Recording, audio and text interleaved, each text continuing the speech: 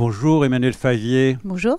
Écoutez, nous sommes heureux de vous recevoir à Faites-moi lire à Étonnant Voyageur pour parler de votre troisième roman intitulé La part des cendres.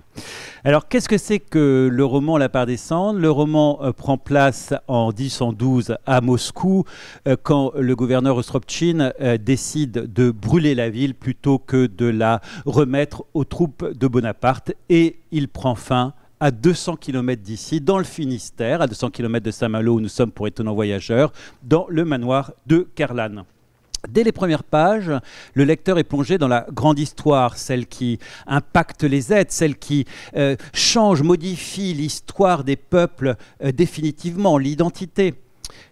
Il suit le destin d'hommes, de femmes, avec des caractères étonnants, notamment Sofia Rostropchine, qui va émigrer en France pour devenir la comtesse de Ségur. Et notre auteur, Emmanuel Favier, imagine que pendant son émigration, elle rédige un journal, lequel journal va se retrouver avec quelques autres éléments symboliques dans une caisse, dans une boîte, et cette boîte devient le fil rouge romanesque de toute une interrogation autour de la transmission, de l'héritage, et notamment de la spoliation des œuvres d'art, en particulier qu'a subi la communauté juive pendant la Seconde Guerre mondiale. La part des cendres est un roman au rythme soutenu, au rythme enlevé, à l'écriture précise, sensible et je dirais même habitée d'une âme. Une écriture qui capture les ambiances visibles et invisibles. Sa lecture vous transformera, car elle met en tension, en interaction, des éléments plutôt autonomes, plutôt isolés, et arrive à en faire une vaste opération d'unification alchimique. Emmanuel Favier, j'ai employé le terme d'alchimie à dessein, mais nous y reviendrons. Je souhaiterais commencer par une présentation du contenu. Vous plairait-il de nous présenter cette galerie de personnages et surtout nous expliquer pourquoi et comment vous les avez mis en relation dans cette sorte de valse généalogique croisée? Alors vous l'avez dit, c'est une fresque qui s'étale sur 2 siècles, donc la question du choix des personnages, des figures à faire ressortir se pose toujours de façon un peu épineuse. Donc on est obligé de suivre son instinct, son intuition et ses goûts.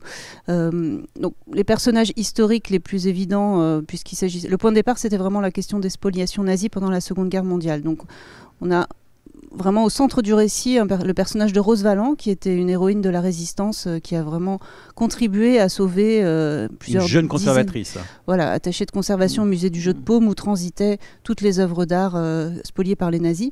Donc grâce à elle, on en a retrouvé plusieurs dizaines de milliers. Donc c'était un personnage central historique. On a en regard la face sombre, on a le personnage de Göring, qui faisait partie vraiment des grands spoliateurs. Donc voilà, il y a tous ces personnages historiques qui ont fait partie de la question des spoliations. Je suis remontée jusqu'aux conquêtes napoléoniennes, donc Napoléon. J'ai choisi le personnage de Vivant Denon aussi, qui était donc le directeur du Louvre. Oui. Voilà, qui est un personnage qu'on connaît essentiellement parce qu'il a donné son nom à une aile du Louvre, mais finalement, il a aussi commis quelques libelles libertins, donc ça en faisait un personnage assez croustillant aussi. Et puis finalement, alors il s'agissait d'œuvres d'art, mais je suis une écrivaine, donc je viens de la littérature plus que des beaux-arts, et de manière un peu atavique, ce sont les écrivains qui sont venus nourrir le récit. Donc pendant toute la première partie du roman, qui ne brasse que des personnages historiques, donc voilà, les personnages de fiction interviennent plutôt dans la deuxième partie du roman, on croise, donc on commence avec... Sophie Rostopchine, vous l'avez dit, donc la future comtesse de Ségur, qui est la fille du gouverneur de Moscou, qui a brûlé sa ville pour ne pas la laisser entre les mains de Napoléon. Après, on a Tolstoï, qui fait partie des grandes figures de la littérature mondiale, pour moi évidemment, mais qui ont insufflé vraiment on va dire la philosophie, c'est peut-être un grand terme, mais disons que la pensée que j'ai essayé de mettre dans ce livre. On a Stendhal aussi, qui apparaît au tout début du livre, qui erre dans les rues de Moscou. Donc ça, c'est vrai, hein, j'ai découvert que Stendhal faisait partie de l'intendance de l'armée napoléonienne et errait dans Moscou au moment où la ville avait été brûlée. On a évidemment Marguerite Yourcenar, qui est un personnage très important, qui règne un petit peu sur tout ce panthéon d'auteurs, puisque c'est l'une des figures majeures pour moi de la littérature, qui est très liée à cette question de l'alchimie dont on reparlera. Virginia Woolf, sur qui j'ai écrit mon deuxième roman, qui sans doute sera présente et m'accompagnera toute ma vie. Donc voilà, on peut avoir l'impression que ces figures n'ont pas un lien très évident avec les questions des spoliations nazies, mais justement, il s'agissait d'assumer un peu les digressions et de suivre ce principe de plaisir, en fait, ce principe d'intuition, d'empathie, qui est le propre de l'écrivain, de la liberté du romancier, puisque ce n'est pas un livre historique, même s'il est très documenté, même si j'ai fait énormément de recherches pendant plusieurs années. C'est profondément un roman, un livre intuitif, voilà, que j'ai voulu sensible et qui on va revenir sur cet aspect-là. Mais en fait, tous ces personnages ont en commun finalement d'avoir des valences. Certains sont des pilleurs, d'autres des transmetteurs, d'autres des réparateurs, d'autres qui permettent de soigner. Comment vous y êtes-vous pris pour arpenter le temps, arpenter les lieux, la multiplication des points de vue, et quand même décider de retenir un tel et arriver à finalement faire d'une profusion d'histoire un creuset cohérent où il y a un sens unique. Encore une fois, excusez-moi, mais par quelle alchimie réussissez-vous à mettre en rapport des choses peu évidentes et qui pourtant dessinent une sorte de grand kaléidoscope où chaque point se répond?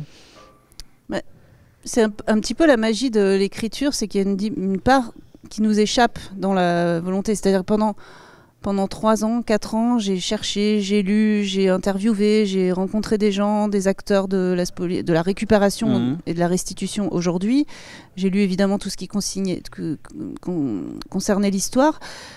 Comment on garde, comment on sélectionne, qu'est-ce qu'on choisit? C'est toujours ce principe d'intuition qui finalement, une fois que le livre est terminé, c'est beaucoup de travail, de structuration, mais beaucoup de tâtons aussi. Et Bien beaucoup sûr. d'hésitations, de doutes, beaucoup de gouffres. Et à un moment donné, ça se met en place. Et c'est finalement, une fois le livre terminé, je dirais presque, une fois le livre publié, une fois le livre existant entre les mains des lecteurs et donc dans les échanges que je peux avoir, que tout prend un peu... Le puzzle s'éclaire. Tout prend sens, voilà. Le puzzle s'éclaire dans son entièreté. Je pense qu'il faut accepter qu'on n'est pas en contrôle de tout et qu'il faut être très à l'écoute de son intuition. On a évidemment, alors il y a le travail de l'éditeur qui nous aide aussi beaucoup à ça, mais on ne peut pas faire une sélection. Je veux dire, on a 2 siècles d'histoire, on traverse une dizaine de pays. Moi, je suis pas du tout historienne, j'étais nulle en histoire à l'école. Voilà, c'est vraiment pas une habitude intime de penser, mais justement c'est ça qui m'a intéressée, c'était presque une revanche. Comment je peux m'approprier cette histoire qui, comme vous le disiez tout à l'heure, l'histoire collective a un impact. Moi je suis traversée par la question, dans tous mes livres je pense, et ça aussi je le dis a posteriori, par la question du déterminisme, par la question de l'héritage, de ce qu'on fait avec... C'est palpable avec ce qu'on a reçu. Voilà, exactement. Comment on se débrouille avec tout ça? Est-ce qu'on se l'approprie? Donc je pense que le travail de l'écrivain, c'est vraiment d'arriver à trouver sa manière de s'approprier tout ça et de trouver sa liberté. Et votre manière est assez intéressante parce que vous parliez vous n'aviez pas quelque chose d'intime dans l'histoire, mais vous avez un rapport à l'histoire, et on va en parler, de l'ordre de la reconstruction intuitive, je trouve. Et je vais vous faire un grand compliment parce que ce n'est pas un roman historique, c'est bien clair, mais c'est un roman feuilleton d'histoire intuitive.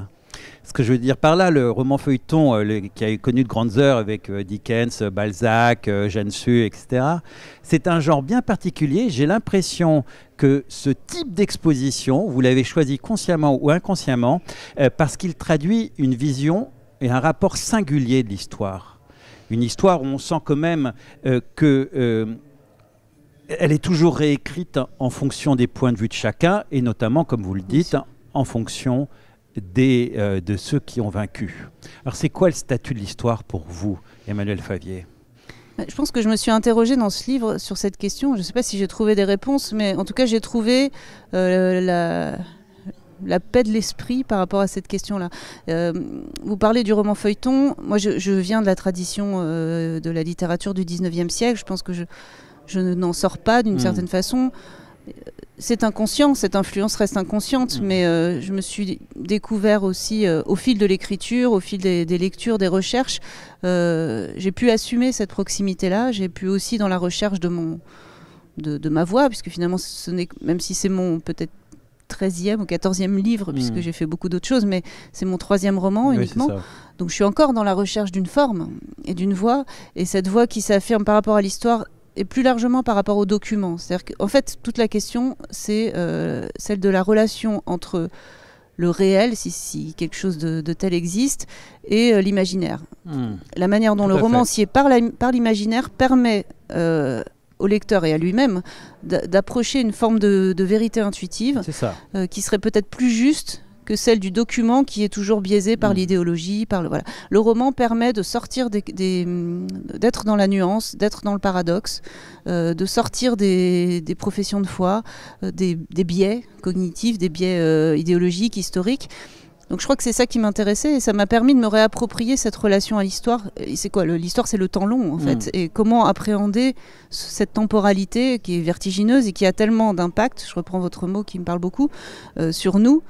Histoire collective, histoire individuelle, donc c'est toujours mêlé de psychogénéalogie. Vous dites que c'est pas un livre intime, mais j'y ai quand même mis un personnage qui, moi, m'est très cher, qui est le personnage de mon arrière-grand-mère. Oui, Georgette. Georgette, voilà, qui a amené comme un personnage de fiction, mais en réalité, tout ce que je dis sur elle est strictement authentique. Après, on s'en fiche de savoir si... Georgette n'a pas de fiche Wikipédia, peu importe, personne n'ira vérifier. Mais pour moi, c'était important d'avoir ce plancher de réel, même légendaire, puisque c'est ce qu'on m'a transmis dans les histoires familiales. Voilà. C'est une manière de lier l'intime, le collectif, le généalogique et l'imaginaire qui est fait de tout ça, qui est pétri de tout ça et qui est peut-être parfois plus vrai. Si ce mot Vous me tendez la perche pour passer au deuxième versant de cet entretien, qui est la question alchimique, car j'ai senti très fortement à vous lire que vous entreteniez vous-même en tant qu'écrivain une relation alchimique à votre œuvre, notamment par plein d'indices, les apartés que vous permettez souvent, qui traduisent le besoin de se réincorporer dans sa propre œuvre et de récupérer, de remettre l'œuvre sur le tissu. Donc on sent qu'il y a une question dialectique de travail avec vous-même. Et puis évidemment, vous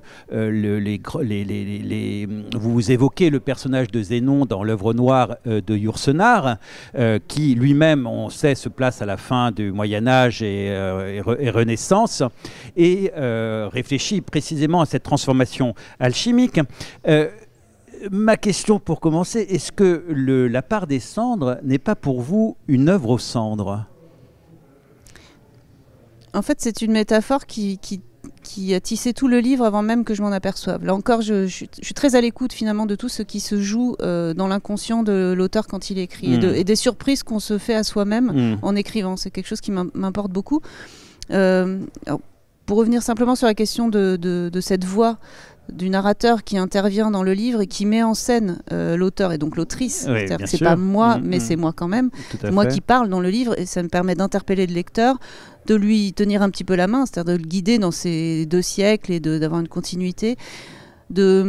Aussi d'expliciter cette relation complexe et non définie entre le réel et l'imaginaire, puisque c'est aussi une voix qui va dire, bon, voilà, ça on sait que c'est vrai, ça on ne sait pas trop, mais on va dire que c'est vrai parce que ça nous plaît bien. Voilà. Il y a ce jeu-là aussi, qui est un jeu d'ironie, l'idée est d'amuser aussi un peu le lecteur.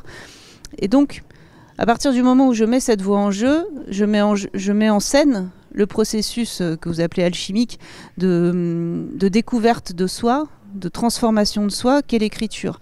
Pour moi, l'écriture, alors pour moi d'abord la lecture, c'est si je lis, c'est pour me comprendre mieux et pour mieux comprendre le monde et dans un système de va-et-vient et de miroir. Et si j'écris, c'est exactement la même chose. J'écris pour comprendre le monde, ce qui me permet d'arriver à comprendre ce que je suis. Donc forcément, chaque livre me transforme, chaque livre me fait advenir non pas une vérité de moi-même, mais au moins à une... Vous accédez à des dimensions de vous-même quand même. Oui, il y a vraiment cette idée-là. Et donc, j'ai croisé le personnage de Zénon, donc de l'œuvre noire de Marguerite Yourcenar, assez tard dans ma vie, puisque j'avais déjà presque 40 ans et que j'étais en pleine écriture de ce livre. Et ce personnage m'a frappé comme un frère, un alter ego, je sais pas. Voilà, en tout cas, ça a été vraiment un bouleversement majeur, auquel j'étais probablement pas prête avant, dont il fallait qu'il passe peut-être par une voie d'écrivaine et non pas d'écrivain, puisqu'il y a tout un historique aussi de la question de l'écrivain femme. Il fallait que ce soit Madame Probablement, Yourcenar. probablement. C'est une question, ça reste une question. Je me suis souvent demandé, moi qui suis venue finalement à l'écriture, non pas féminine, mais l'écriture de romans écrits par des femmes assez tard, puisque j'ai été élevée à Balzac, à Flaubert, etc., à Zola. Voilà, c'est ça qui a formé ma vision de la littérature. Donc ce sont des hommes, des voix d'hommes. Le fait qu'une voix de femme, qui en plus passe par des personnages masculins absolument fascinants, comme Adrien évidemment, mais Zénon, ça ne veut pas rien dire. Voilà, ça avait une présence très forte. Et ce personnage m'a bouleversée. Donc j'ai utilisé la métaphore de l'alchimie à plein de niveaux, de manière un peu très concrète même, puisque un des objets qui font avancer le fil de l'intrigue, c'est une gravure de la mélancolie de Dürer, d'Albrecht Dürer, qui a vraiment influencé l'écriture de l'œuvre noire. 1515 ou quoi. Voilà, 1514. 1514. Et qui, donc, Yourcenar avait, en fait, l'œuvre noire au départ a été consistait en une petite nouvelle qui s'appelait D'après Dürer et qui était vraiment influencée par cette gravure. Et donc j'ai vraiment tiré sur ce fil-là, comme sur beaucoup d'autres films, mais tiré sur ce fil-là pour la dimension métaphysique, encore une fois, du roman.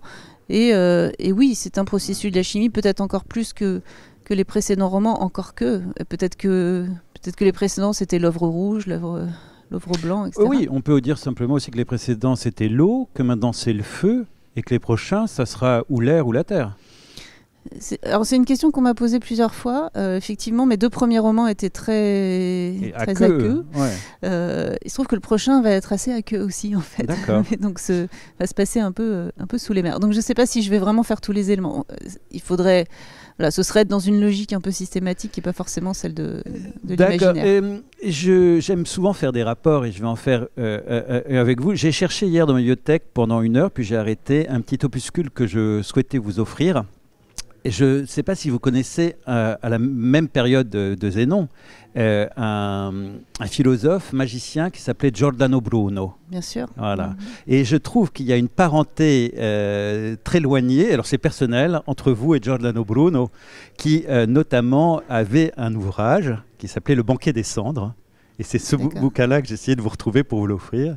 Car dans le Banquet des Cendres, donc la part des cendres, le Banquet des Cendres, il est un des premiers à poser la relativité des points de vue, notamment sur l'histoire. Et comme vous le savez aussi, c'est lui qui a un ouvrage qui s'appelle L'Ars Memorandis, qui est une manière de raconter l'histoire en posant des œuvres, en faisant un lien, ce que vous faites un peu aussi.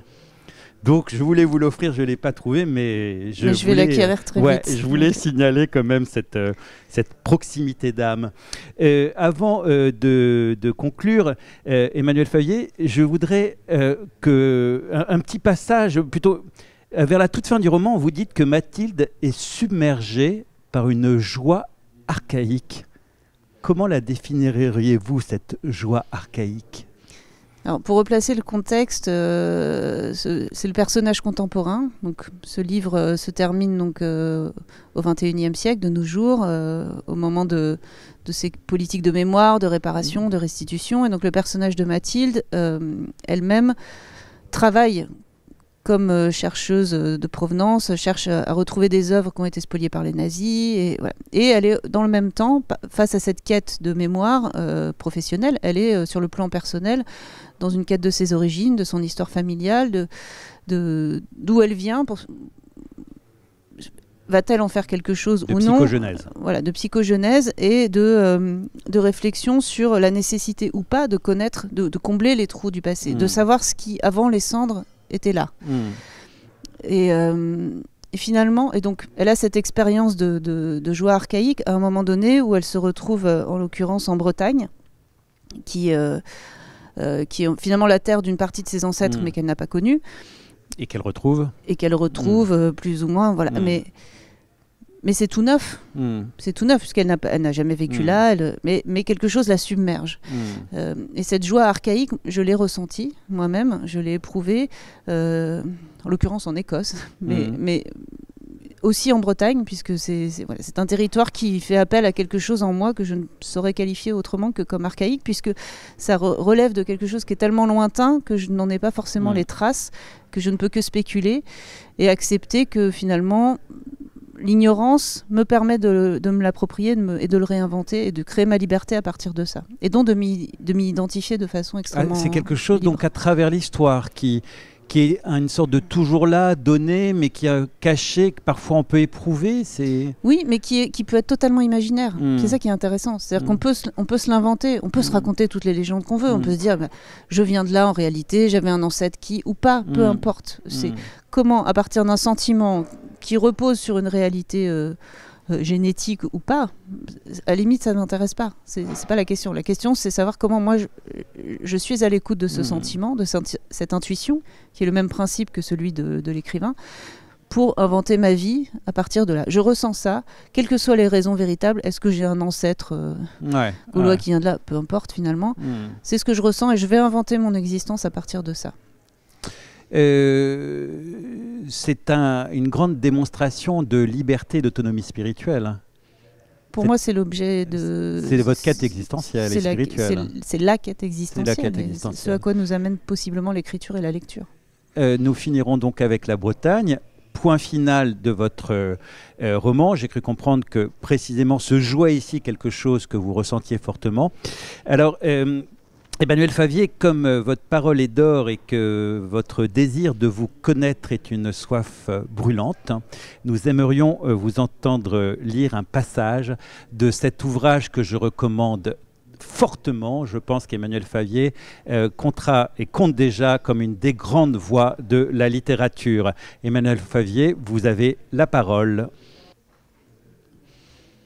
Elle songe, et désormais ces songes lui appartiennent, qu'il n'y a peut-être pas d'autre choix que de porter toute sa vie le poids de son passé, de son héritage, ou bien de le brûler comme une terre qu'on ne veut pas laisser entre les mains de l'ennemi.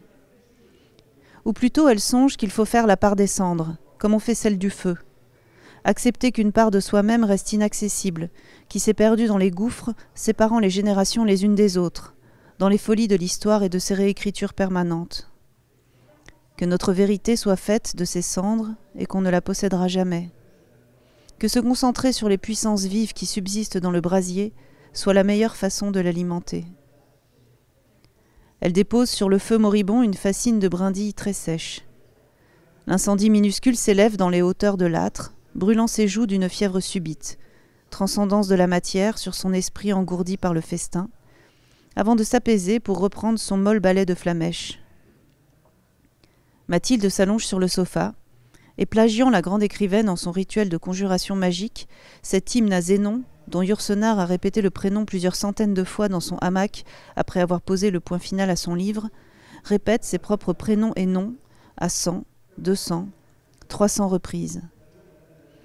À mesure que celle qui n'est déjà plus tout à fait Mathilde de Saint-Pierre égrène les syllabes, son identité tout à la fois s'étrangeant de la répétition et acquérant une réalité brutale, elle voit dans les airs où montent les flammes se disperser les cendres. Couler de ses épaules le fait d'un passé qui cesse de peser dès lors qu'elle ne s'efforce plus de vouloir s'en défaire. Le mot escarbille glisse lentement à la surface de sa rêverie et ferme ses paupières. Merci Emmanuel Favier. Merci à vous.